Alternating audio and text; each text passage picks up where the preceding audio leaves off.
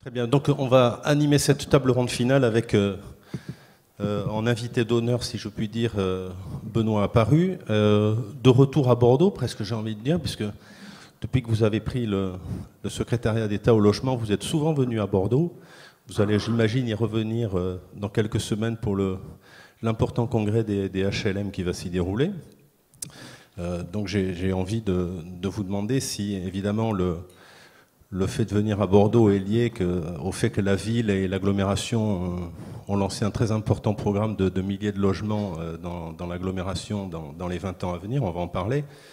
Avant, pour lancer un peu le débat, on l'a vu, beaucoup d'architectes dans la salle. Il s'est dit beaucoup de choses intéressantes dans la journée, notamment des propos d'architectes, Nicolas Michelin, Olivier Brochet, entre autres, des propos assez sévères sur le fait qu'aujourd'hui, il était de plus en plus difficile pour un architecte de s'exprimer tant il devait faire face à un nombre accru de normes, de contraintes, de réglementations, voilà, donc qui étaient un peu des freins à l'innovation, à l'imagination architecturale.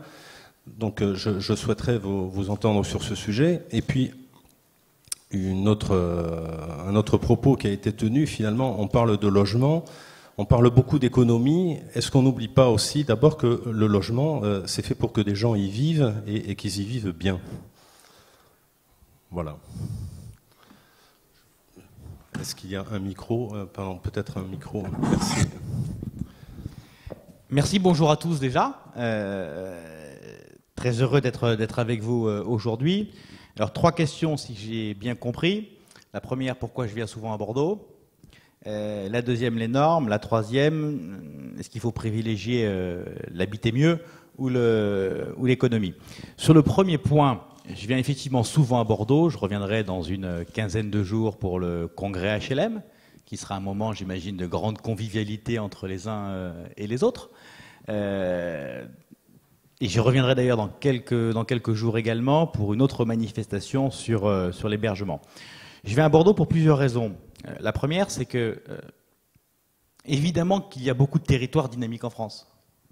Mais vous avez quelques grandes métropoles qui bougent beaucoup plus que d'autres. Et notamment sur 2 sujets qui m'intéressent au premier plan. Le premier sujet qui est évidemment le logement, et le deuxième sujet qui est l'urbanisme. Ce sont des sujets évidemment que l'on mêle régulièrement, notamment c'est le cœur des travaux que vous avez menés aujourd'hui, si ce n'est que vous avez beaucoup de collectivités locales qui font du logement sans pour autant faire de l'urbanisme. Ou l'inverse d'ailleurs.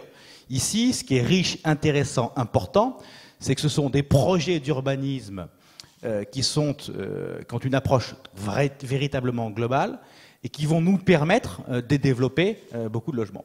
Et donc cette articulation-là est particulièrement intéressante. Et donc, beaucoup de manifestations se déroulent à Bordeaux. Et donc, nécessairement, j'ai l'occasion de venir régulièrement. Il se trouve en plus que mon histoire personnelle fait que j'ai toujours été avec une grande proximité avec le maire de Bordeaux, ce qui facilite l'envie de se déplacer à Bordeaux. Au-delà de cette question sur les déplacements à Bordeaux, il y a 2 autres points, évidemment, que vous avez soulevés qui sont très importants.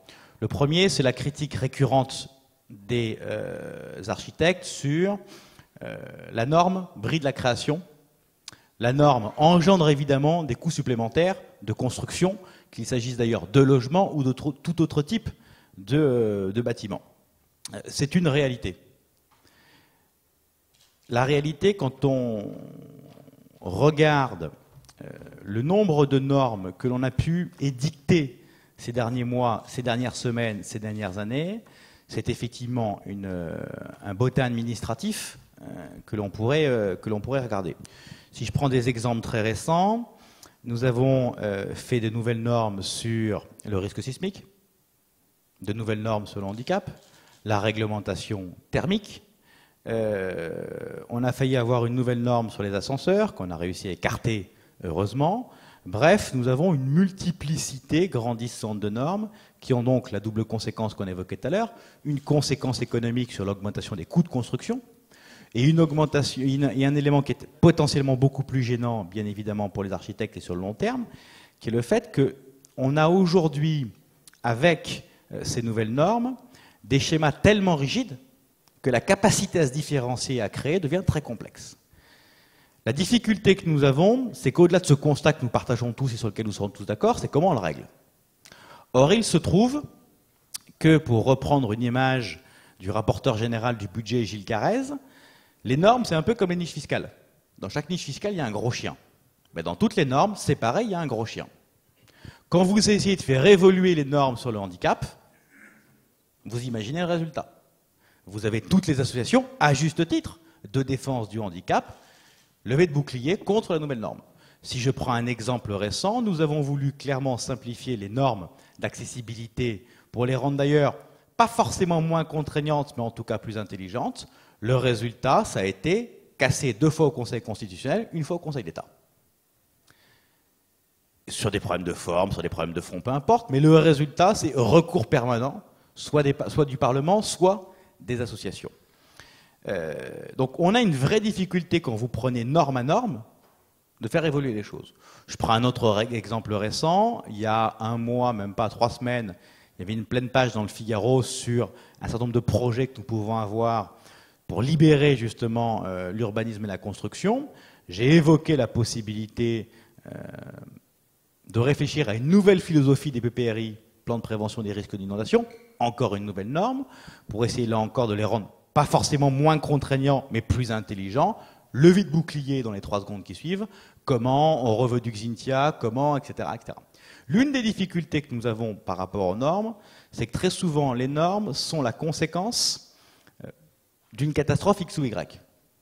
C'est le cas des PPRI, c'est le cas des PPRT, c'est le cas de toute une série de normes qui ont été édictées suite à une émotion collective, exemple Xintia. Et derrière, pour revenir en arrière, c'est d'une complexité sans nom. Qu'est-ce qu'on peut faire quand même? Je pense que la bonne méthode, c'est la méthode qu'on a développée avec la RT 2012, qui me semble un changement assez important sur la façon dont on fait de la norme. Si je prends la RT précédente, la RT 2005, la RT 2005, c'est vous devez produire un bâtiment à 150 kWh par mètre carré, et pour arriver à 150 kWh par mètre carré, vous devez le faire comme ça, comme ça, comme ça et comme ça.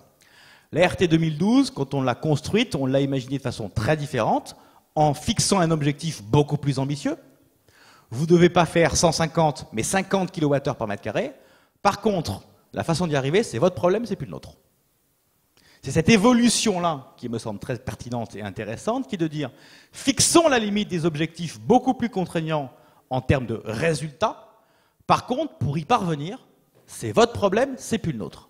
Et c'est, me semble-t-il, ce chantier-là qu'il nous faut ouvrir, que nous avons testé grandeur nature avec les RT et qu'il va maintenant falloir décliner. J'ai ouvert ces discussions, par exemple, avec les associations en charge des questions de handicap, pour regarder avec elles si elles étaient prêtes à travailler sur ce type de questions-là. Et dans le cadre du chantier urbanisme de projet que nous avons lancé il y a quelques mois maintenant, et qui trouvera sa traduction législative d'ici la fin de l'année, on va imaginer quelque chose de nouveau, qu'on appelle le secteur de projet dans un PLU, qui est en gros dire, dans un PLU, la collectivité locale délimite un secteur. Dans ce secteur, la collectivité locale décide d'avoir un urbanisme négocié, c'est-à-dire que c'est le projet qui l'emporte sur la norme et sur le règlement du PLU.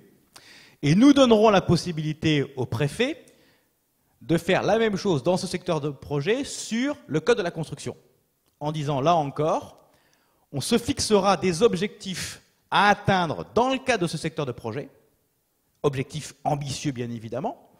Par contre, l'application en tant que telle stricte du code de la construction, on le sortira.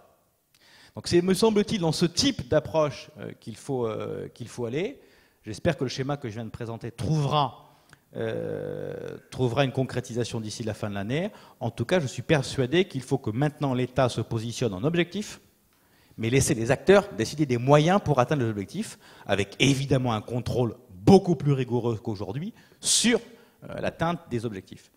J'ai déjà été trop long, donc j'en suis désolé, mais sur la deuxième question que vous avez posée, sur en gros cette contradiction économie-habité, moi je ne rentrerai pas dans une contradiction en la matière.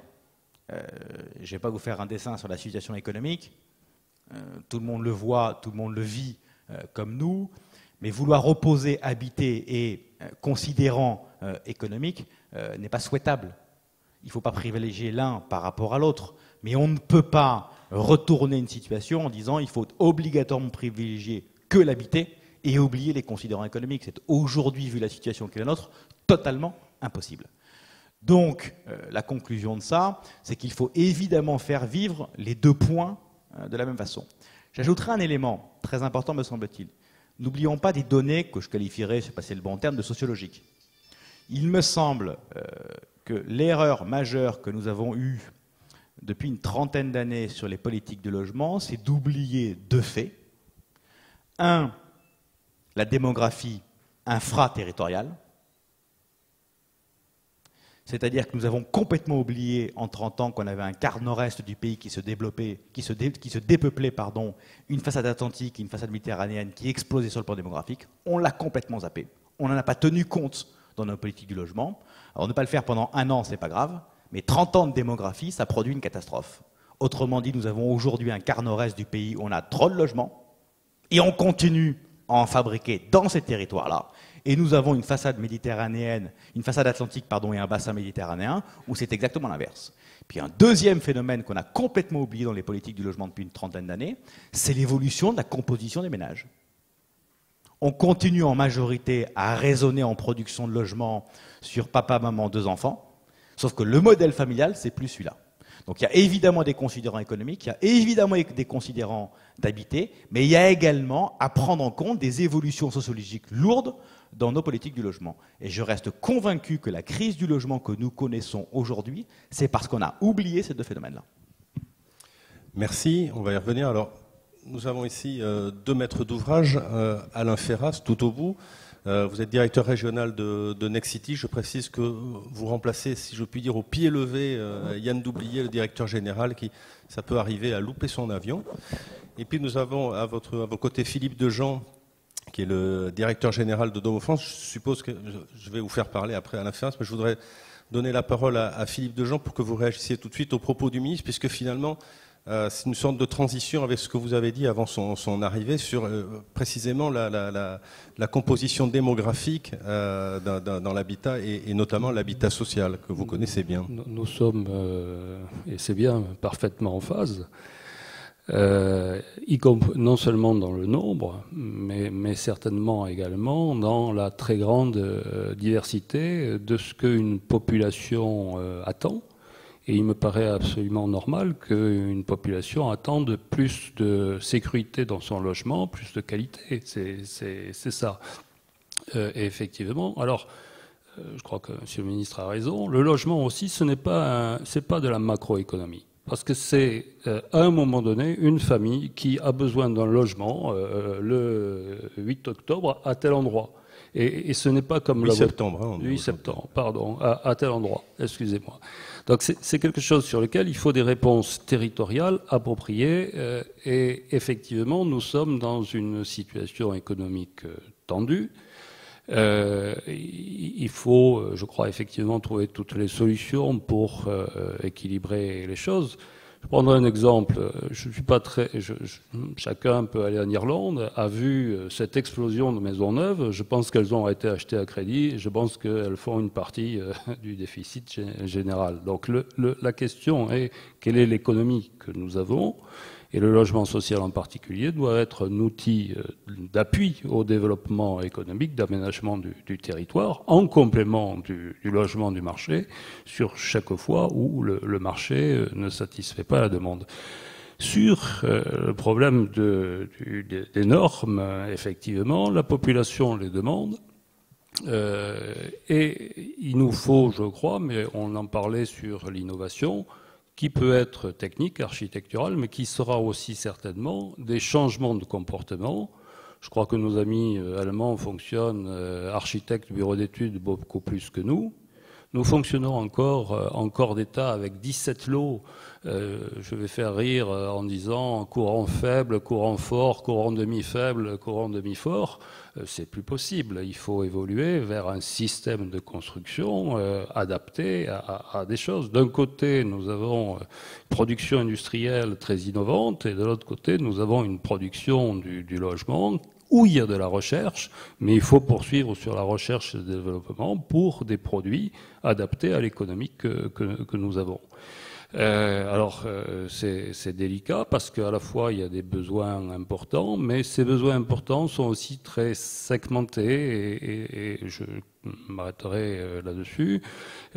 Cette segmentation amène des réponses très diversifiées qui nécessitent souvent, je dirais, qu'on s'y mette avec le privé, avec le public bien sûr, pour les besoins d'aujourd'hui et pour les besoins futurs. Parce qu'il y a la démographie qui nous a rattrapés, mais elle va continuer à évoluer. Quelque chose aussi... on est presque acquis à l'idée que l'expérience de vie va continuer.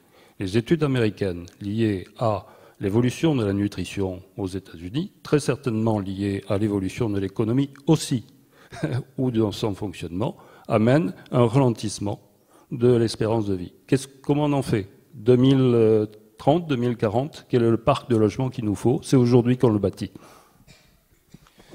Alain Ferras, vous en tant qu'opérateur privé, Nexity, un des principaux opérateurs privés en France, les normes justement pour la construction, c'est une gêne, c'est quoi? C'est une vous faites avec quand vous travaillez avec un maître d'œuvre, comment ça se passe par rapport à ces normes? Je pense qu'on fait un métier très difficile, nous promoteurs immobiliers privés, très difficile, parce que si vous voulez, il se fait autant de logements sociaux que de logements privés. Et ces logements privés sont relativement difficiles. Il est très difficile d'être promoteur aujourd'hui en France, quoi. C'est une évidence. Il faut savoir qu'il y a plein de petits promoteurs qui disparaissent. Et s'il reste quelques gros promoteurs, c'est parce qu'effectivement, c'est un métier qui n'est pas prospère. S'il n'est pas prospère, c'est parce qu'il est difficile, parce qu'aujourd'hui, nous sommes obligés de vendre des logements à des prix qui sont sans doute 700-800 euros au-delà du pouvoir d'achat des Français. Donc comment faire pour vendre 700-800 euros au mètre carré un appartement alors que les gens peuvent l'acheter avec 700-800 euros de moins? C'est très compliqué et c'est très hasardeux. Donc on fait un métier excessivement difficile. Je voulais le rajouter parce que j'ai entendu tout à l'heure des gens dire mais comment se fait-il qu'en construisant des logements à 1200 euros du mètre carré, on puisse être en prix de sortie à 5000 euros du mètre carré? Si c'était parce qu'uniquement les promoteurs s'enrichissaient, il y a longtemps que tout le monde serait promoteur. Or, c'est loin d'être le cas. Donc si c'est le cas, c'est parce que en France, on assiste à des très grandes complications qui sont la cherté des fonciers. Aujourd'hui, on achète des terrains à des particuliers, et en achetant les terrains particuliers, on est dans une guerre frénétique entre promoteurs privés pour remporter des parts de marché. Et pour remporter un terrain, il faut faire une meilleure offre. Pour séduire un propriétaire, il faut faire une meilleure offre. Donc on achète des terrains chers. Ensuite, on va arriver à un moment où lorsque on réalise des opérations avec les collectivités locales, et ces collectivités locales vont nous demander des PAE de plus en plus chers, parce que les collectivités locales auront de moins en moins d'argent pour apporter leur quote-part au financement qui est nécessaire. Ensuite, il y a des choses qui sont parfois invraisemblables. C'est-à-dire on nous demande plein de stationnements alors qu'on crée un tramway. Vous voyez, peut-être que les PLU n'ont pas la souplesse et la pertinence souhaitée pour essayer de réduire le prix construction du logement. Ensuite, on a rajouté des tas de lignes, et ça, Monsieur le Ministre l'a fort bien exprimé, de tas de lignes normatives qui sont au-delà même du problème des normes, qui sont aussi, on rajoute une assurance supplémentaire parce qu'il est de plus en plus cher d'assurer le bâtiment, parce qu'il y a de plus en plus de malfaçons, donc les assureurs prennent de plus en plus cher. Ensuite, on rajoute des SPS qui viennent faire rajouter 1% au bilan, puis il y a tout un tas d'honoraires qui font que tout ça est très cher. Ensuite, l'élément le plus important, sans doute, c'est que, contrairement à d'autres pays, on a aujourd'hui un mode de commercialisation des logements en France qui est un mode de commercialisation très empreint de conseillers en patrimoine qui aujourd'hui rajoute dans le bilan de promotion 10 à 15% de la vérité du prix. Parce que le promoteur privé aujourd'hui, il est obligé, pour bien vendre ses logements, il est obligé d'aller vendre en dehors de la ville dans laquelle il développe son produit. Il est obligé de le faire parce que s'il ne le fait pas, il n'atteint pas le pourcentage nécessaire au produit pour qu'on le lance. Quand il y a une opération de 50 logements, il faut en vendre 25 rapidement pour lancer le projet, car sinon la banque ne fait pas le financement. Donc il y a tout un tas de choses. Et puis il y a un point quand même qu'il faut souligner, mais je le dis avec toute l'amitié que je dois à Philippe, c'est que quand on fait une mixité sociale sur une opération immobilière, quand nous vendons nos logements à 4000 euros du mètre carré, c'est aussi parce qu'un tiers des logements est vendu à 1800 euros à notre ami. Ça aussi, c'est un élément objectivement qui n'est pas un élément neutre dans un bilan. Donc tout ça, ça réclame beaucoup de difficultés. Et le point le plus compliqué, c'est qu'on est, comme l'a dit très bien Marc tout à l'heure, on pédale à vide, parce qu'on met un temps fou à sortir les opérations. On met un temps fou à avoir des permis de construire. On met un temps fou à gommer des recours des tiers, qui sont la plupart du temps des recours des tiers qui sont des gens de canaille, quoi. Et donc tout ça, ça nous perturbe énormément parce qu'on met sur le marché un produit qui, à ce moment-là, échappe à la fiscalité de l'année précédente qui permettait de mieux le vendre. Donc c'est un métier très compliqué. Merci de nous plaindre un petit peu. Alors, Michel Duchesne, adjoint au maire de Bordeaux, vice-président de la communauté urbaine. Voilà, le ministre est en train de dire on va verser une larme sur la promotion immobilière. Michel Duchesne, donc Alain Ferras mettait en cause, disons, pointer du doigt un peu les collectivités locales dans certaines procédures qui sont de leur compétence. Qu'est-ce que vous répondez alors? Non, je pensais que vous alliez dire que le métier d'élu est aussi difficile que le métier oui, mais de promoteur. Ça n'est pas un métier, c'est une vocation. Ça, donc, je ne vais pas dire. C'est un beau métier.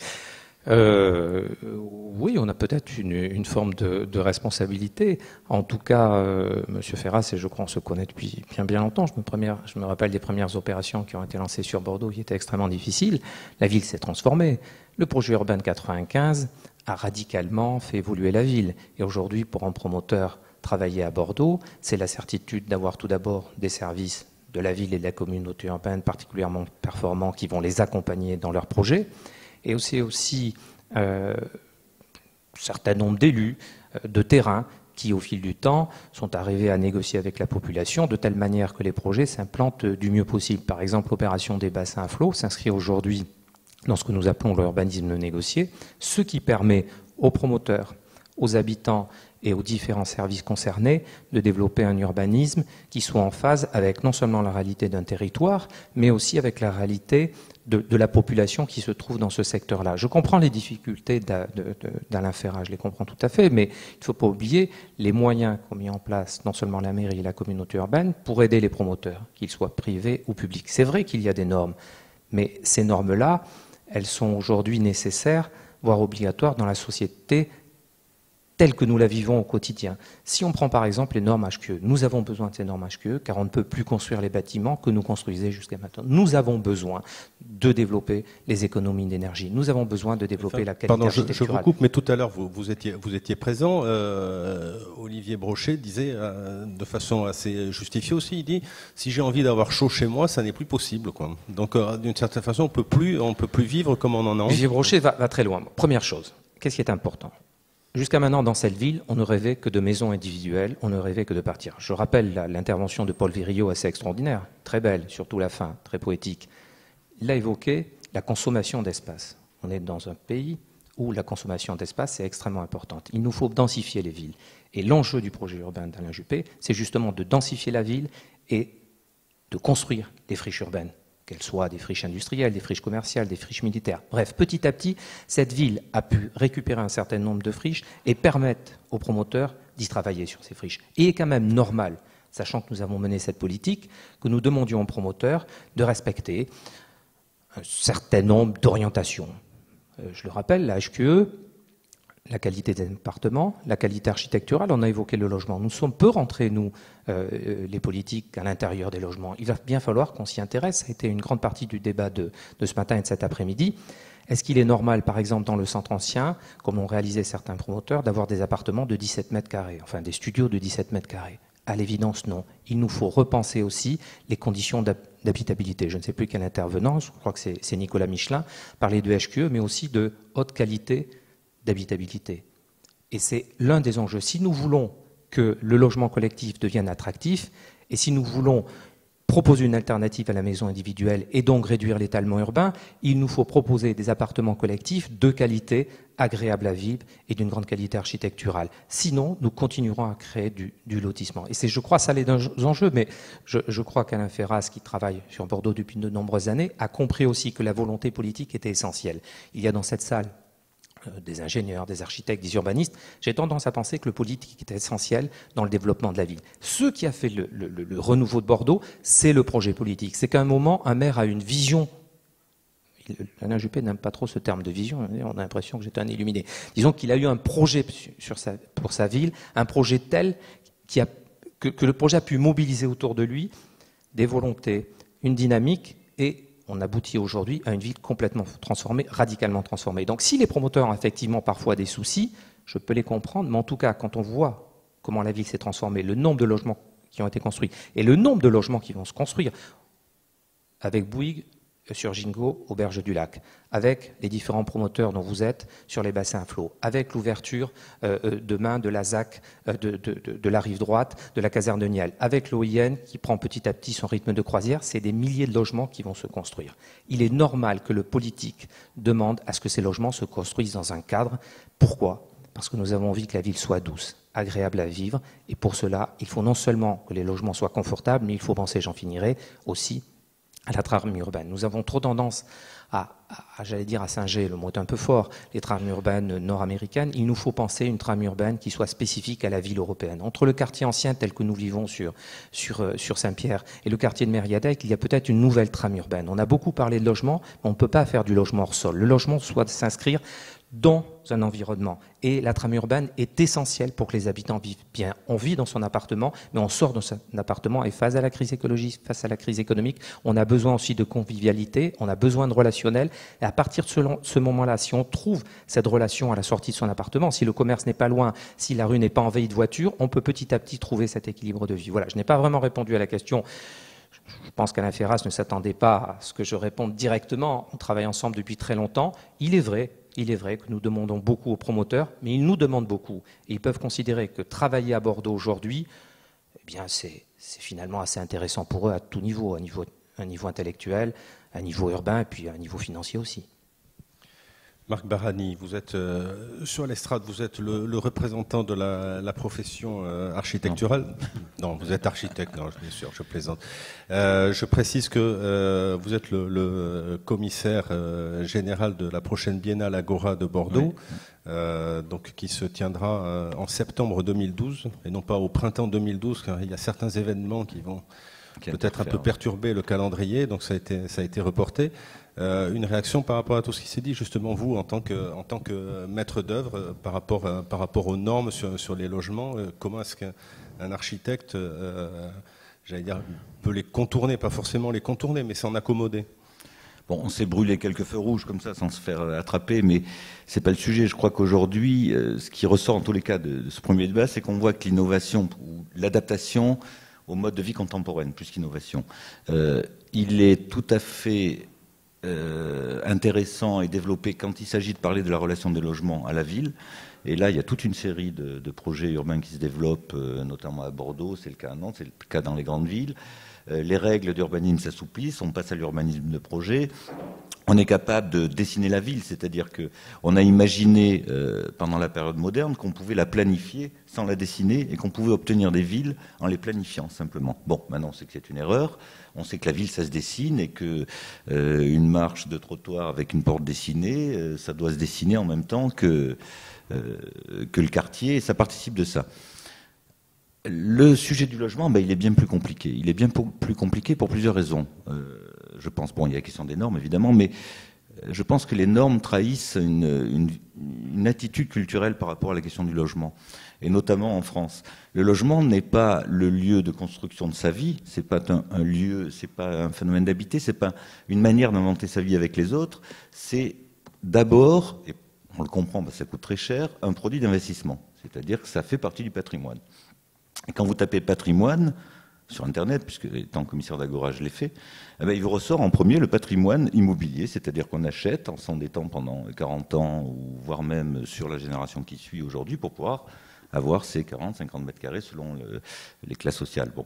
Ça veut dire qu'avec ce phénomène-là de patrimonialisation au sens de je place mon argent dans le logement, on occulte en grande partie toute la question de l'habiter. C'est-à-dire comment on peut, parce qu'il est tout à fait évident qu'habiter dans un endroit sombre ou dans un endroit clair, habiter dans des petites pièces ou habiter dans un grand lieu qu'on partage, les relations familiales ne sont pas de même nature.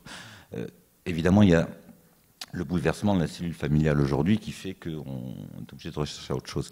Mais les normes, je pense qu'elles sont dans le même état d'esprit. C'est-à-dire qu'on a peur de ce qui va devenir, ça bouge.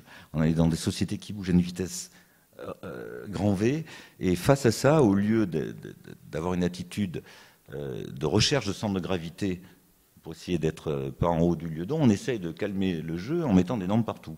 Et ces normes, elles viennent nous bloquer la possibilité d'inventer les choses. Mais je pense vraiment que la question de la norme, la question du patrimoine immobilier comme investissement, elles se rejoignent dans un objet figé, normé, compréhensible du premier regard par tout le monde, et qu'à partir de ce moment-là, il commence à y avoir je veux dire, une espèce de typologie calée. Alors évidemment, si les gens peuvent avoir plus de mètres carrés pour le même prix, ils les auront.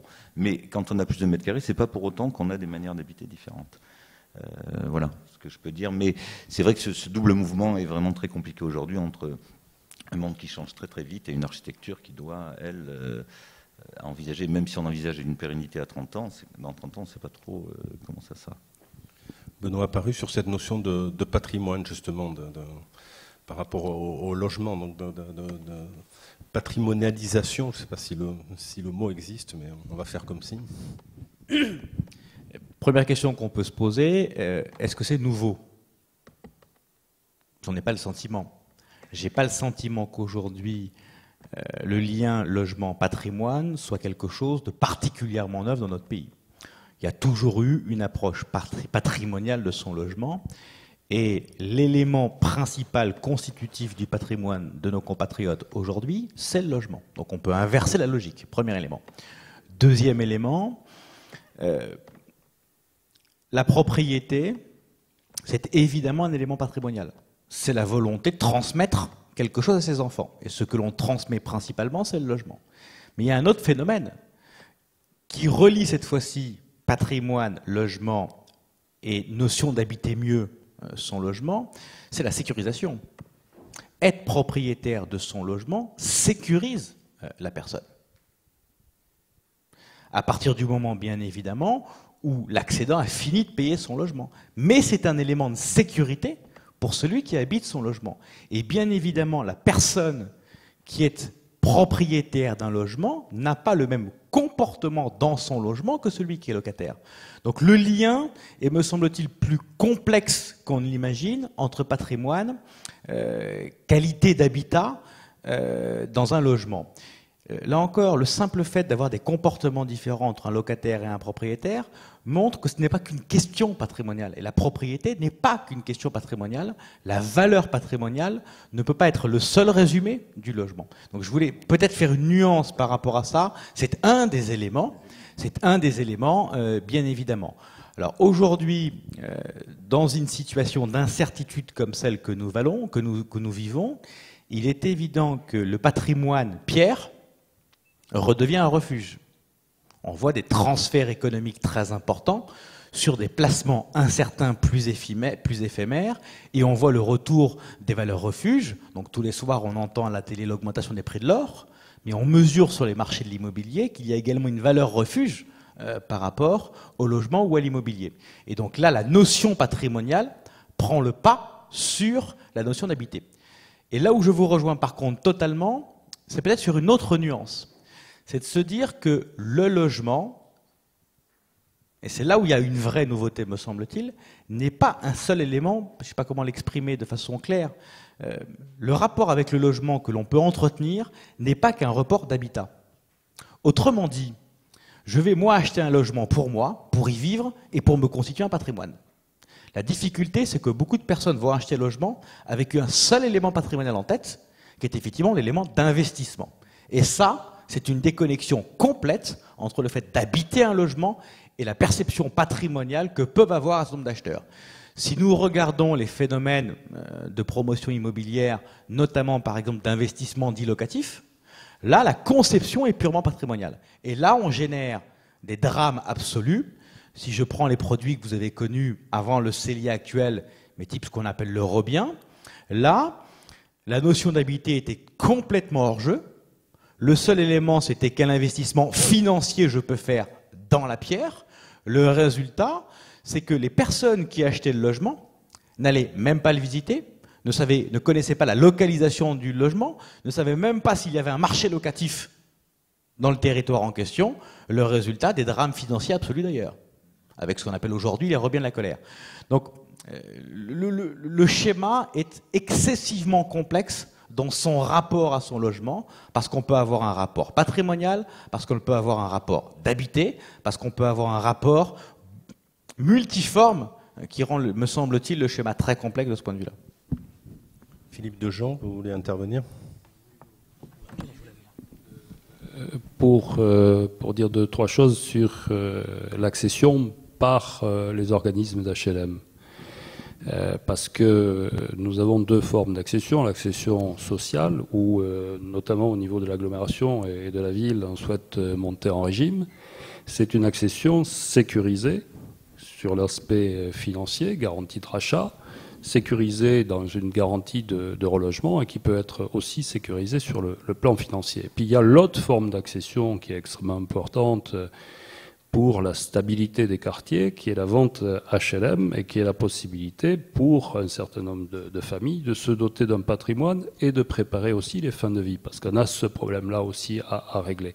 Et donc il y a l'accession privée classique, indispensable, et puis il y a en complément du logement social, parce que c'est les mêmes populations, l'accession neuve sociale sécurisée, ou la vente HLM qui est tout aussi sécurisée, puisqu'il y a garantie de rachat, et sur lesquels nous travaillons activement pour qu'il n'y ait pas de problème de copropriété dégradée, mais qui est l'un des outils absolument nécessaires, d'abord de respiration de patrimoine, de stabilité du peuplement des quartiers, car sinon, quand on s'en sort, on sort du parc social, ce qui est nécessaire pour la fluidité et accueillir de nouveaux, mais il faut aussi, dans un certain nombre de résidences, garder un équilibre social, en gardant ceux qui, s'en sortant financièrement, restent quand même dans le parc et sur la vente HLM. Et je considère d'ailleurs que si, depuis plus d'années, nous avions sur les grands ensembles, sur les banlieues difficiles, vendu aux émigrés de première génération, je crois que nous aurions moins de problèmes aujourd'hui, peut-être, dans le respect des plus jeunes face au patrimoine des anciens. Michel Duchesne, sur ce thème, puisqu'à Bordeaux, justement, aussi, vous avez essayé de mettre en route l'accession sociale à la propriété. Oui, le maire a donné une priorité pour revenir au logement social. Sachez qu'aujourd'hui, le maire a donné des objectifs beaucoup plus importants que ceux qui ont pu être avancés il y a encore quelques années. Dans certaines opérations de ZAC, on va au-delà de 50% de logements sociaux, même si en intégrant bien sûr l'accession sociale. Je reviens sur ce que dit M. Desjans, c'est essentiel. Je crois que le fait d'être propriétaire, et ce que disait le ministre, que le fait d'être propriétaire de son logement, c'est aussi une manière de participer à la vie de l'ensemble de l'immeuble. C'est aussi une manière de surveiller un peu l'immeuble et surveiller aussi ce qui se passe autour. Bien souvent, le logement n'est pas seulement la priorité pour un propriétaire, c'est tout ce qui se passe sur le parking, ce qui se passe dans la cage d'escalier. On remarque que lorsqu'on a des réunions de conseil de quartier, lorsqu'on est confronté à des propriétaires qui, au fil du temps, parfois dans des opérations menées par Domo France, qui, au fil du temps, achètent des appartements, on sent une ambiance différente. On sent une volonté de préserver le lieu, de préserver les abords du lieu, de préserver l'environnement. Et ça, c'est un des enjeux essentiels. Ce sentiment de préserver un habitat, un environnement, ça doit exister aussi chez les locataires, non, quand même? C'est pas réservé qu'aux propriétaires. Chez les locataires, mais on sent que lorsque les personnes sont propriétaires, on sent une volonté peut-être plus forte, plus importante. Peut-être le fait de savoir qu'on va rester là pendant un certain temps. Et puis aussi, le fait que les personnes restent pendant un certain nombre d'années entraîne une forme de relation plus étroite et plus directe avec les autres habitants de l'immeuble. C'est une manière d'apaiser les tensions et de rendre la relation plus conviviale. C'est un enjeu, il n'est pas essentiel. Soyons clairs, les logements sociaux, les logements collectifs en France ont souvent eu une très mauvaise image.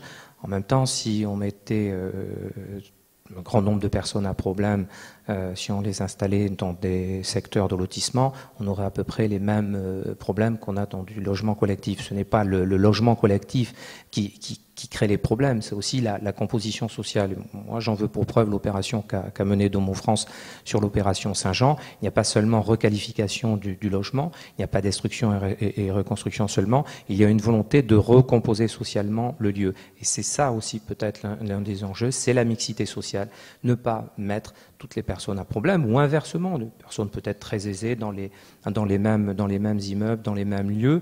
Il faut développer de la mixité fonctionnelle, bien sûr, mais aussi, on l'évoquait ce matin, de la mixité sociale. Et peut-être du locataire, mais aussi du propriétaire. Et je crois que le propriétaire est essentiel pour stabiliser les relations et permettre un meilleur entretien, par exemple, des parties communes. C'est pas rien. Parfois, ça paraît dérisoire, mais le fait de rentrer dans un immeuble propre, en bon état, c'est une manière de se sentir aussi bien dans l'immeuble. Et puis de rentrer dans un appartement de qualité. J'en reviens à la notion d'habitabilité. Je crois qu'elle est essentielle. Nous nous occupons beaucoup des POS, des PLU, nous nous occupons beaucoup de HQE et de qualité architecturale. Mais il va falloir aussi penser la manière dont les personnes habitent dans les appartements. Si on est heureux dans son appartement, on ne va pas prendre obligatoirement sa voiture pour partir en week-end systématiquement ou sortir de son appartement. On va y vivre peut-être plus régulièrement et de manière plus équilibrée. Et ça aussi, ça va permettre des relations plus sereine dans ces immeubles. Je ne suis pas sûr d'avoir répondu à la question, mais je crois qu'on ne peut pas répondre globalement. Tout dépend des quartiers, tout dépend des villes, tout dépend des immeubles, tout dépend de l'action que peut mener un promoteur. Moi, j'ai vu des promoteurs, des bailleurs sociaux qui abandonnaient un peu le contrôle social de leurs immeubles. Et ça devient très vite ingérable et incontrôlable. Et puis, il y a des bailleurs sociaux qui, au quotidien, surveillent l'évolution de leurs immeubles et arrivent petit à petit à composer, j'allais dire socialement, une relation équilibrée. Et ça démontre de la qualité aussi des bailleurs sociaux. Alors, je voudrais aussi rebondir sur un autre propos qui a été tenu dans la journée ce matin par Jamel Klouch. J'espère ne pas déformer ses propos. Vous avez utilisé le terme mixité. On a l'impression qu'aujourd'hui, c'est le mot tendance, si je puis dire, et qu'on ne peut pas se prononcer, je n'allais pas dire forcément contre la mixité, mais ce que disait un peu Jamel Klouch, c'est que voilà, il faut aussi de temps en temps qu'il y ait des quartiers sans mixité. Enfin, je veux dire que la mixité, prôner la mixité partout, finalement, trop de mixité tue la mixité, peut-être. Monsieur le ministre, qu'est-ce que vous... Je voudrais déjà qu'on me donne une définition de ce qu'est la mixité. Parce qu'effectivement, c'est un mot qu'on utilise tous. On a dû l'utiliser à peu près 3 ou 4 fois chacun dans nos interventions diverses et variées. Et effectivement, dans tout discours bien écrit par un bon collaborateur sur le logement, il y aura 3 ou 4 fois le mot mixité. Mais je voudrais d'abord qu'on me donne une définition de ce qu'est la mixité. Premier élément. Deuxième élément... Il faut le demander à vos collaborateurs. Il faudrait que je le demande à mes collaborateurs, mais il faudrait surtout qu'on s'entende les uns et les autres sur ce qu'on entend par mixité. Premier élément. Deuxième élément, il y a évidemment différentes formes de mixité. Vous venez d'évoquer à l'instant essentiellement l'aspect mixité sociale. Mais il y a la mixité du type de relation avec son logement, propriétaire, locataire, etc., etc. Et puis surtout la mixité fonctionnelle. La mixité d'usage d'un bâtiment. Enfin, il y a une multitude de mixités. L'une des difficultés que nous avons eues, me semble-t-il, dans les choix urbains qui ont été ceux des choix européen dans les années 70-80, c'est l'absence totale de mixité d'usage des quartiers. Je faisais du logement d'un côté, je faisais du transport d'un côté, des loisirs d'un côté, de l'entreprise de l'autre, et j'oubliais tout simplement qu'une ville, pour qu'elle vive, il faut que dans un même quartier, on ait l'ensemble des fonctions de la ville. Cette mixité d'usage ou fonctionnelle, peu importe comment on l'appelle, est absolument fondamentale pour qu'un quartier vive bien. Si nous avons eu des problèmes dans les quartiers en difficulté, tels que vous les évoquiez tout à l'heure, c'est évidemment parce qu'on a eu un problème au niveau des choix de population qui ont été faits. Quand je dis des choix de population, je m'entends, les choix de peuplement, pardon, c'est un terme qui serait beaucoup plus juste. Et donc l'absence totale de mixité sociale. Mais je suis intimement convaincu qu'au-delà des problèmes de mixité sociale, les problèmes de mixité fonctionnelle que vous avez également dans ces quartiers-là sont tout aussi importants sur le devenir d'un quartier. Pourquoi ? Parce que quand vous regardez les quartiers en difficulté qu'on évoque à l'instant, et qui ont posé les questions, et qui posent encore des questions, quand ils ont été construits, c'était merveilleux comme logement. Vous refaites toutes les enquêtes de satisfaction sur les logements qui ont été construits dans les années 70, c'était une pure merveille. Tout le monde était content d'habiter dans ces logements. Les quartiers étaient sympas, étaient jolis, étaient tout propres, tout beaux, tout neufs, et on avait un confort dans le logement qui était très largement supérieur à ce qu'on avait en centre-ville. Bon. Et c'est une dégradation qu'on a eue en 10 ans, 15 ans, 20 ans, 30 ans, qui est liée à plusieurs phénomènes, probablement à l'absence de mixité de peuplement, deuxième élément, à l'absence de mixité fonctionnelle, et puis troisième élément, assumons-le aussi, au choix des modes d'urbanisme qui étaient de l'époque. Je ne vais pas faire de sortie contre la charte d'Athènes, mais enfin, on peut se poser aussi un certain nombre de questions sur les choix d'urbanisme qui ont été faits dans les 70. C'est-à-dire l'urbanisme déstructuré, enfin, on va pas revenir sur tout le schéma, on le connaît tous par cœur, mais ces choix-là ont emporté des conséquences à un moment ou à un autre. Donc là encore, grand 1, quelle définition de la mixité? Grand 2, quelles sont les différentes formes de mixité? Grand 3, je reste convaincu qu'au-delà des questions de peuplement, au-delà des questions de mixité fonctionnelle, la question du choix urbain est le plus fondamental qui soit. Alors Alain Ferras, lâchez-vous. Est-ce que pour un promoteur privé, la mixité sociale, les 30% de logements sociaux que la ville vous demande, vous l'avez dit tout à l'heure, il faut que vous vendiez 1800 € le mètre carré à votre ami Philippe Dejean. Est-ce que la mixité sociale, pour vous, c'est un handicap, c'est un poids, vous en passeriez? Non, c'est pas un handicap. La règle du jeu, elle est claire. Le promoteur est une personne qui s'adapte énormément. On ne connaît pas profession qui s'adapte mieux que le promoteur. Il s'adapte. Il y a 5-6 ans, on avait des résidences. La profession de promoteur. Non, mais c'est vrai. On avait des résidences qui étaient fermées, avec une piscine au milieu, avec des thèmes d'un peu d'habitat américain. Bon, il y a 3 ans, 4 ans, on faisait du pastiche haussmannien. Maintenant, on travaille sur des sujets architecturaux bien plus ambitieux, sur la innovation architecturale. On travaille. Ce qui est le plus important, je crois, aujourd'hui, et ça me semble essentiel, c'est qu'on travaille main dans la main avec énormément de gens. On travaille main dans la main avec les collectivités locales, et ça c'est vrai, elles travaillent à amener les promoteurs immobiliers à construire pas loin des centres, parce que quand on construit sans l'aide des collectivités, on est obligé d'aller très loin des centres pour trouver des terrains privés, à bon prix. Quand les collectivités locales travaillent en centre des agglomérations, elles permettent de créer des terrains susceptibles d'intéresser les acquéreurs. Ça, c'est donc une chose très importante. Je crois qu'aujourd'hui, le promoteur immobilier, il s'entend parfaitement avec les opérateurs sociaux. Aujourd'hui,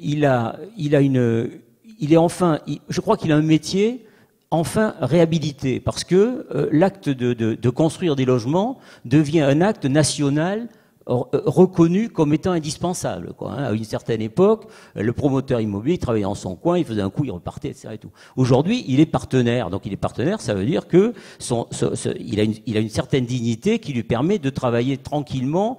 Et puis, je crois qu'il y a aussi, parmi les promoteurs immobiliers, il y a de plus en plus de compétences. On rencontre des gens qui sont de plus en plus... il y a de moins en moins de cow-boys. Il y a beaucoup de gens qui sont des grands promoteurs très structurés, donc qui comprennent ces termes de mixité sociale, qui comprennent ces termes d'urbanisme négocié, qui comprennent ces termes d'intergénérationnalité, qui est important aussi, parce que dans une opération comme au bassin à flot, on va créer des logements avec du social et du privé, mais on va créer aussi des logements résidences seniors non médicalisés, on va créer des logements étudiants, etc. Donc tout ça, nous sommes intéressés par ces choses-là, et nous acceptons d'autant plus que nous avons le sentiment d'être écoutés par les collectivités locales. Bon, on est écoutés, donc on se porte bien. La difficulté, c'est que c'est très long à mettre en œuvre. Ce genre de dispositif est très long à mettre en œuvre. Parce que forcément, quand on travaille sur un grand projet urbain, il faut forcément travailler plus longuement que si on travaillait sur des terrains qui nous étaient déjà mis à disposition. C'est la difficulté que l'on a aujourd'hui, hein. Michel Duchesne, je vous ai vu un peu réagir aux propos d'Alain Ferras, non? Mais pourquoi voulez-vous Non, mais je respecte tout à fait les propos d'Alain Ferras. Je reconnais tout à fait que les choses ont évolué. Et nous aussi, nous avons évolué, les élus. Par contre, là où Alain Ferras a raison, c'est sur l'évolution culturelle des promoteurs. Les débats sur la mixité, les débats sur la HQE, les débats sur la qualité architecturale, surtout à Bordeaux, ils ont été longs, ils ont été difficiles. C'est vrai que c'est pas facile pour un promoteur d'évoluer culturellement, mais nous aussi, nous avons évolué. Nous aussi, nous avons mis en place des moyens et des outils pour aider les promoteurs à travailler plus facilement. Mais ce qu'Alain Ferras oublie, c'est que parfois la relation est fort difficile avec les élus. J'ai eu les permis de construire pendant plusieurs années. C'est maintenant Elisabeth Touton qui est là dans la salle. Et j'ai le souvenir de promoteurs qui amenaient leur projet, qui le posaient sur la table. On sentait que l'architecte n'était pas très, très enthousiaste. Puis finalement, au bout d'un moment, je ne parle pas d'Alain Ferras, au bout d'un moment, l'architecte sortait le plan de dessous la table. Il disait c'est ça le projet que j'aurais voulu. Et le promoteur disait ça ne se vendra pas. Ça ne se vendra pas. Et quelque part, il y avait de la part du promoteur la volonté de défendre une certaine culture, culture propre qu'il avait de l'architecture. Les choses ont très très nettement évolué. Il y a une sorte de culture architecturale qui s'est développée, qui traverse aujourd'hui les administrations, le corps des élus, les bailleurs sociaux, les promoteurs privés, qui fait que petit à petit, globalement, les choses sont en train de s'améliorer. Aujourd'hui, lorsqu'on parle de matériaux, lorsqu'on parle d'architecte coordinateur, ces choses-là se font très très facilement. Lorsqu'on demande à un promoteur, ça a été difficile, ça a été contraignant pour eux de venir avec un projet qui comporte 3 esquisses, ça passe plus facilement qu'à une époque où on arrivait avec un projet complètement dessiné. Ce que nous voulons, c'est développer cet urbanisme négocié. Et les services de la ville, en particulier ceux qui sont menés par Michel Larue-Charlu, ont été extrêmement performants sur la notion d'urbanisme négocié. Ça nous paraît important aujourd'hui et prioritaire. On ne peut pas construire une ville et développer une ville contre ses habitants. Mais il faut que les habitants développent aussi une culture de l'urbain. On ne peut pas, dans un conseil de quartier, dessiner une ville, parler d'urbanisme et d'architecture, si on ne sait pas soi-même doté d'un savoir. Les outils que nous avons mis en place, sur la concertation par exemple autour du numérique, sur les ateliers d'urbanisme avec les élus de quartier, ont permis petit à petit dans cette ville de faire évoluer la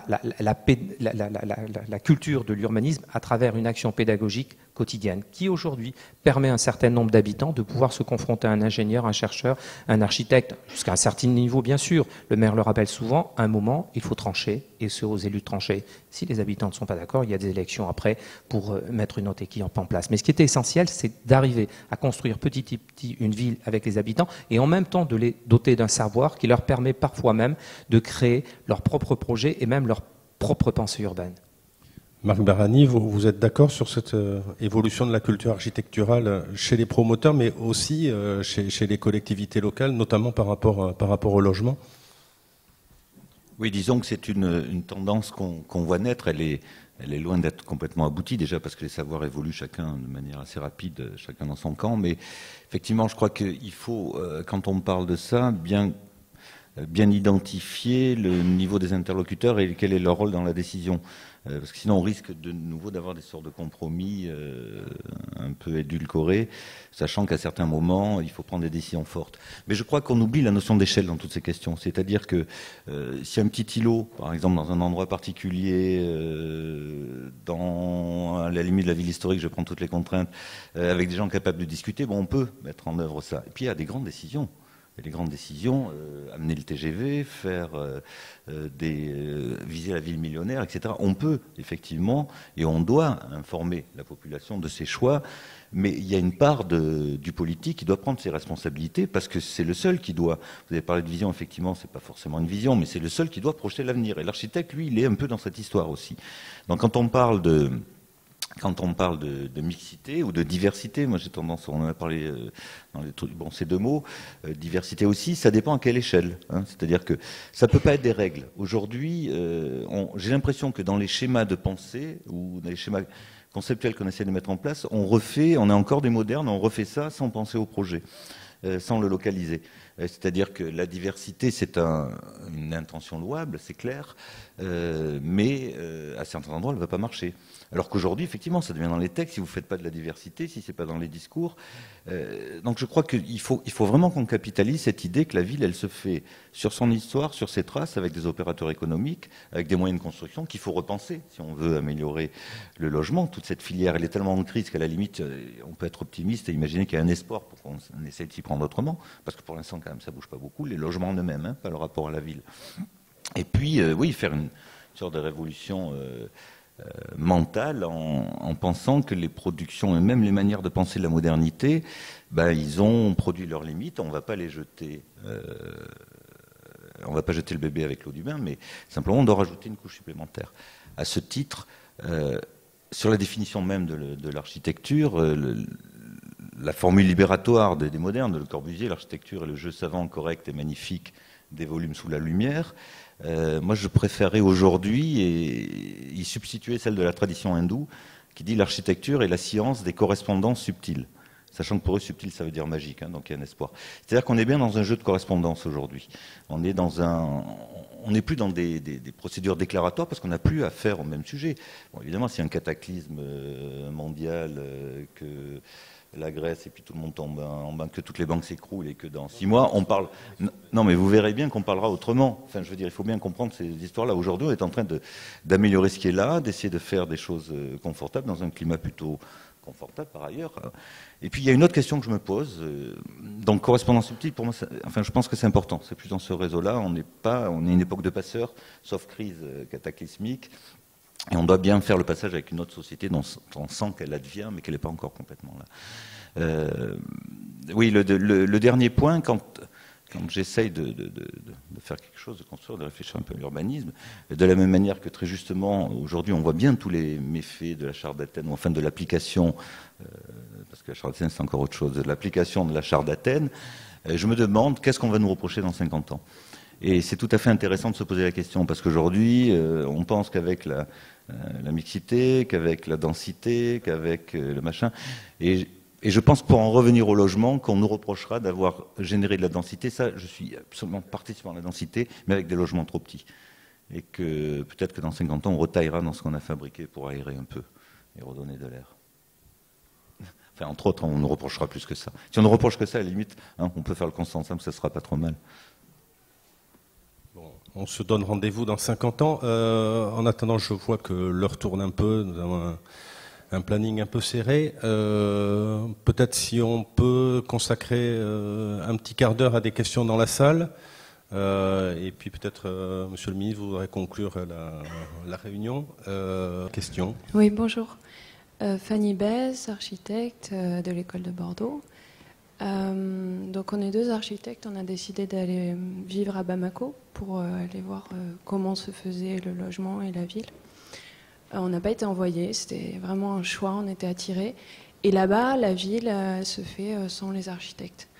Donc on a parlé de plus petites opérations, on a parlé d'appropriation de son logement. Et je voulais savoir si on pouvait imaginer une forme intermédiaire entre là-bas et ici, où, en reprenant une idée de Bouchin, je crois, on peut laisser la place aux futurs habitants dans la phase de construction pour qu'il acquiert son logement plus vite, ou si c'est une utopie qu'on pourra repenser juste dans 50 ans. Voilà. Des opérations vraiment très expérimentales pour le coup. Monsieur le ministre. Alors, je n'allais pas répondre de la même façon que je vais le faire maintenant à la question, vu la dernière phrase. On vient de nous dire le dernier mot, expérimental. Ce n'est pas le même sujet. En expérimental, j'ai aucun problème. La question, c'est de savoir si on généralise le process. Parce que la ville qui se construira sans archi, sans urbaniste, sans élus, sans un minimum de règles, paraît une ville possiblement anarchique, ou en tout cas très compliquée à imaginer et à bâtir. On le voit effectivement dans un grand nombre de pays du Sud. Par contre, l'expérimental, ce n'est pas le même sujet. Donc si effectivement c'est un modèle que vous préconisez, non mais je sais bien, c'est pour ça que je vous pose la question, si c'est un modèle que vous préconisez, il me paraît objectivement très compliqué, notamment dans un pays bien cartésien comme le nôtre. En plus, vous enlèverez tout le boulot au préfet, donc je pense qu'ils ne seront pas contents. Mais au-delà de cette boutade, là encore, quelle est la nuance ? On généralise, on expérimente. Sur l'expérimentation, j'ai aucun souci, bien au contraire. Sur la généralisation et sur la bascule d'un modèle aujourd'hui totalement administré à un modèle totalement libéré et centré sur la personne, il y a probablement un juste milieu à trouver. Entre, quelque part, 2 modèles qui peuvent donner le sentiment de s'opposer. Le modèle français, dénoncé, semble-t-il, tout au long de la journée, et qui a donné lieu à votre première question, où on a tellement figé par des constructions de normes qu'aujourd'hui, la liberté, la capacité de créer s'est affaiblie. Et de l'autre côté, un modèle plus libéré, centré sur la personne. Ce sont 2 modèles qui n'ont strictement rien à voir. L'une des difficultés, c'est comment on trouve un équilibre, dans une certaine mesure, entre les 2.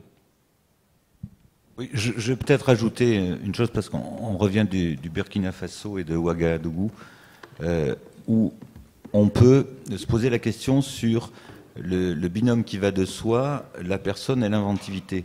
C'est pas certain qu'une personne qui fasse de l'autoconstruction soit plus inventive qu'une autre qui n'en fasse pas. Ce qui est intéressant dans ces villes d'Afrique, c'est Et l'hypothèse qu'on va essayer de vérifier à Ouagadougou, c'est que la ville se constitue à partir d'une concession, c'est-à-dire d'un élément qui est le plus simple possible, des murs, la maison et la famille regroupés autour d'un arbre et d'un puits.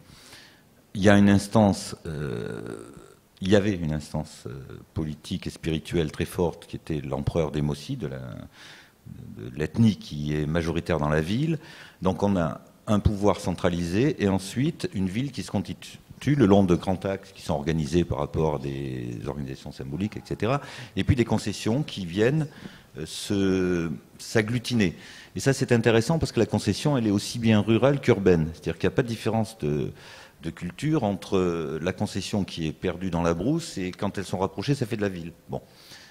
Tout ça pour aller vite et dire que la colonisation arrive là-dessus, elle rase ces habitats assez précaires en terre, très simple, elle met des tracés régulateurs, et elle organise une ville à l'occidentale, pour faire simple.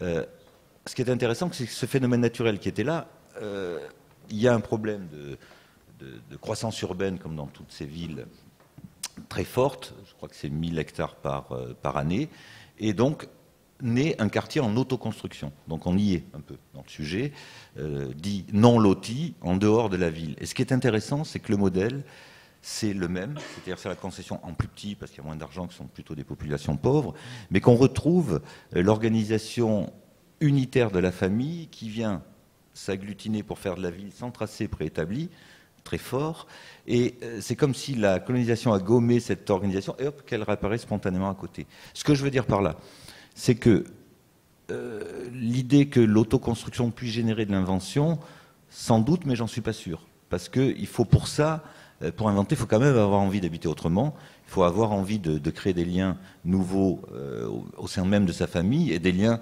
politiques avec l'extérieur. C'est pas aussi simple que ça. Et en général, c'est plutôt les gens, quand on laisse faire, je veux dire, surtout du point de vue de l'urbanisme, ben ça a plutôt tendance à reproduire des modèles qu'à créer une génération spontanée de choses géniales. En fait, c'est mon credo. Non, je ferai peut-être effectivement une conclusion brève, si vous le permettez. Parce qu'on a déjà dit, je crois, beaucoup de choses, et puis surtout, j'imagine que tout au long de la journée, beaucoup de choses ont été évidemment dites. Je voudrais peut-être vous passer quand même quelques messages que nous avons abordés les uns et les autres il y a quelques instants. Premier point, me réjouir évidemment que ce colloque, cette rencontre Métropolis, se déroule pour la première décentralisée ici à Bordeaux, et sur le thème du logement, parce que nous avons, on l'a dit tout à l'heure, je crois, une ville de ce point de vue-là totalement exemplaire sur les projets qui sont portés, vous l'évoquez à l'instant, depuis 1995, et surtout une ville, enfin un projet politique porté par une collectivité locale qui sait se renouveler.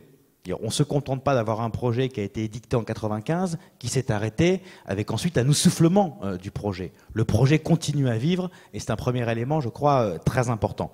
Alors, je ne vais pas tout citer sur les innovations bordelaises, vous les connaissez évidemment mieux que moi, mais j'ai eu l'occasion, à l'occasion de la signature de l'OIN, de la mise en place d'établissements publics d'aménagement du projet Écocité, de voir ce qui se faisait à Bordeaux. Et clairement, Bordeaux est aujourd'hui une des 2-3 villes les plus intéressantes en matière de construction urbaine. Il y a évidemment Nantes, on l'a évoqué tout à l'heure, mais je crois qu'aujourd'hui, Bordeaux, Nantes sont probablement les 2 villes phares en matière de choix urbain et en matière de production de logements, et je me répète, production de logements totalement intégrée à la ville. On faisait des comparaisons avec les années 70 tout à l'heure. L'un des choix des années 70, c'est de séparer le logement du reste de la ville. L'un des choix structurants de l'urbanisme, dit des quartiers qui nous posent difficulté aujourd'hui ou dit difficile aujourd'hui, c'est qu'ils ont été séparés de la ville. Et donc le choix de réintégrer totalement la dominante logement dans le projet urbain est un choix, me semble-t-il, totalement structurant, totalement novateur, dont Bordeaux aujourd'hui est un des, je crois, très bons exemples. Deuxième élément important, me semble-t-il, et vous l'avez cité, monsieur l'adjoint au maire, à plusieurs reprises, c'est évidemment la notion d'urbanisme négocié. J'y reviendrai dans quelques instants. Alors peu importe qu'on l'appelle urbanisme négocié, urbanisme de projet, mais la notion est la même. C'est, me semble-t-il, un des enjeux essentiels pour les années à venir, et j'y reviendrai sur les travaux que nous sommes en train de mener sur le plan national. Je voudrais également vous dire, bien évidemment, que lorsque vous avez des projets urbains qui se développent et une ville qui sait se structurer aussi vite, l'État accompagne. Si je regarde par exemple les délais qui ont été nécessaires pour bâtir l'opération d'intérêt national, le projet Euratlantique et l'établissement public d'aménagement qui va avec, on est allé très vite parce qu'on avait une communauté de l'ensemble du tissu du monde du logement, du monde de l'aménagement, qui était totalement uni derrière un projet porté par une collectivité locale, et qu'on a pu aller très vite, et que l'État sait, dans ces cas-là, aller très vite. J'ajoute, c'est vrai que le coup de téléphone de l'ancien Premier ministre pour débloquer un dossier que ça aille un peu plus vite, ça peut aider aussi un peu l'État à bouger ces choses. Je voudrais vous dire, deuxième message peut-être, au-delà du projet bien évidemment bordelais, que je me réjouis aussi que le premier débat métropolis après l'ouverture nationale soit une question, soit la question dédiée au logement. Je ne vais pas vous dresser évidemment l'importance que ce sujet représente pour nous, sur la nécessité qu'il y a à répondre à des quantités de production très importantes à réaliser sur des territoires en développement comme ici. Et vous dire bien évidemment que l'enjeu, me semble-t-il, principal des débats que nous aurons dans les semaines, les mois à venir sur le logement, notamment au moment de la question présidentielle, sera de lier, comme vous savez le faire ici, mais comme ce n'est pas le cas partout sur le national, de lier le logement et l'urbain. C'est un enjeu structurant et c'est, me semble-t-il, la question essentielle que nous devrons nous poser sur le plan national. Ça me permet peut-être de faire une rapide transition sur quelques questions sur le plan national.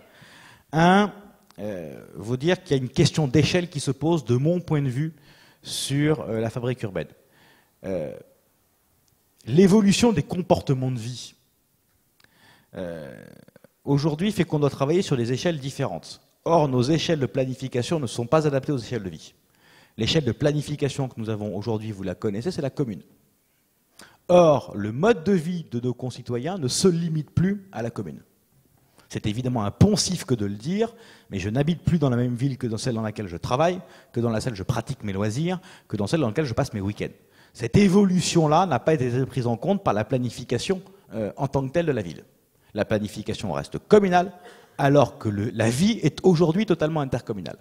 Tant que nous n'aurons pas basculé dans la planification intercommunale, bref, ce qu'on appelle aujourd'hui dans notre jargon le PLU intercommunal, nous aurons un problème, me semble-t-il, majeur pour fabriquer une ville à la dimension de la vie des habitants.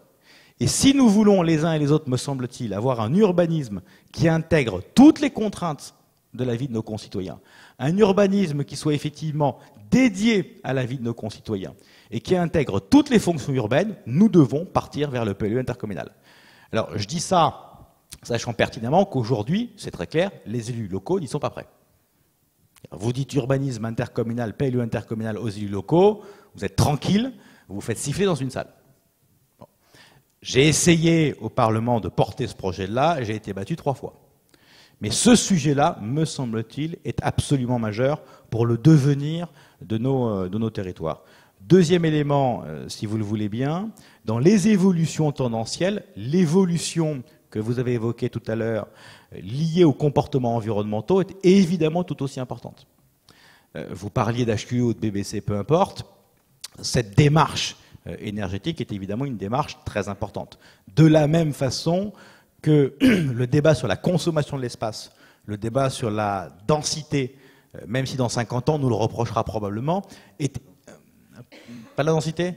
Les petits logements, pardon. Alors, je l'avais mal interprété tout à l'heure. Mais le débat sur la densification, le débat sur l'étalement urbain est évidemment, là aussi, un débat structurant dans ce que nous aurons dans les années à venir. J'insiste sur cette question de l'étalement urbain et de la densité, parce que, bien évidemment, pour les questions de logement, ces choix-là sont essentiels. Et que là encore, nous avons à affronter toute une multitude de contradictions locales qui sont fort complexes à gérer, bien évidemment pour les élus, mais c'est un enjeu, là encore, nous semble-t-il, totalement structurant pour l'avenir. Vous dire également que l'État souhaite s'engager résolument dans la fabrique de la ville nouvelle. Nous avons lancé, suite au Grenelle de l'environnement, les projets écoquartiers, écocités.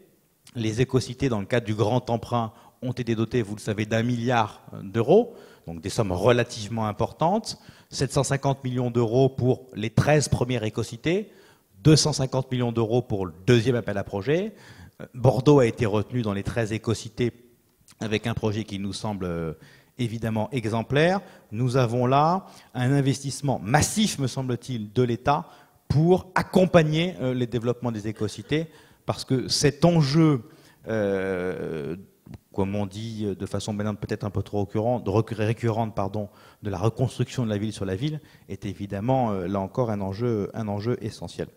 Vous dire qu'au-delà des écocités, nous avons depuis 1 an, grosso modo, travaillé également, comme je l'évoquais tout à l'heure, sur la question de l'urbanisme négocié ou de l'urbanisme des projets. On a plutôt choisi le terme urbanisme de projet, mais peu importe le terme qu'on utilise, la philosophie est la même. C'est de se dire comment on privilégie le projet par rapport à la norme. Ça ne veut pas dire qu'on veut écarter toutes les normes, ça ne veut pas dire qu'on vivra sur un urbanisme d'exception par rapport à la norme, mais de se dire que dans la construction de la ville, nous devons maintenant avoir des normes qui aient la capacité de travailler beaucoup plus, comme je l'évoquais tout à l'heure, sur des objectifs que sur du règlement en tant que tel. Pour le dire de façon beaucoup plus claire et de façon totalement caricaturale, un bon plus, c'est un plus en règlement. Je suis caricatural en disant ça, mais la difficulté que nous avons aujourd'hui dans les plus tels qu'ils ont été fabriqués en France, c'est que le projet urbain qui est censé être dans ce qu'on appelle le PADD, la première partie du plus, c'est totalement mis de côté, c'est peu réfléchi. Par contre, les élus s'écharpent sur l'article 1, du règlement, sur les 14 articles possibles. Et là, on a tous les détails possibles et imaginables.